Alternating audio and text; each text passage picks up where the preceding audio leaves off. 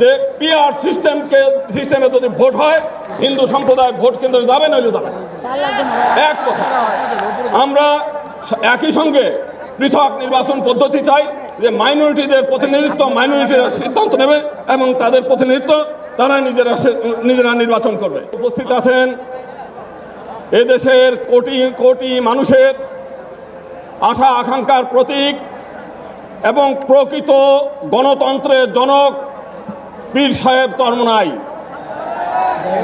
আমরা 1971 সালে এই দেশ স্বাধীন করেছিলাম লক্ষ শহীদের বিনিময়ে, যে একটা স্বৈরাচারবিহীন দেশ এবং গণতান্ত্রিক দেশ পাব।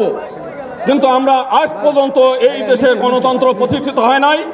গণতন্ত্রের নামে স্বৈরতন্ত্র একের পর এক আমাদের গলা টিপে ধরেছে। কারণটা হলো, এই দেশে এমন একটি গণতন্ত্র আছে যেখানে আপনি 51% ভোট পেলে আপনি ক্ষমতায় যাবেন, আর 49% লোক যারা ভোট পাবে তাদের মতামতের কোনো মূল্য নাই।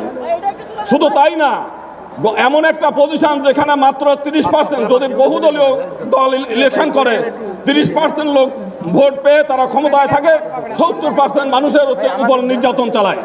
এবং আমরা এর আগে আওয়ামী লীগকে একচাটিয়া ভোট দিয়েছি, আমরা কি পেয়েছি? তারা আমাদের সম্পত্তি শত্রু সম্পত্তি করেছে, তারা আমাদেরকে নির্যাতন করেছে, আমাদেরকে ভোট ব্যাংক হিসেবে ব্যবহার করেছে।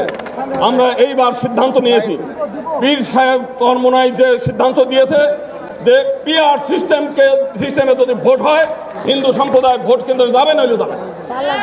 এক কথা, আমরা একই সঙ্গে পৃথক নির্বাচন পদ্ধতি চাই, যে মাইনরিটিদের প্রতিনিধিত্ব মাইনরিটিরা সিদ্ধান্ত নেবে এবং তাদের প্রতিনিধিত্ব তারা নিজেরা নির্বাচন করবে।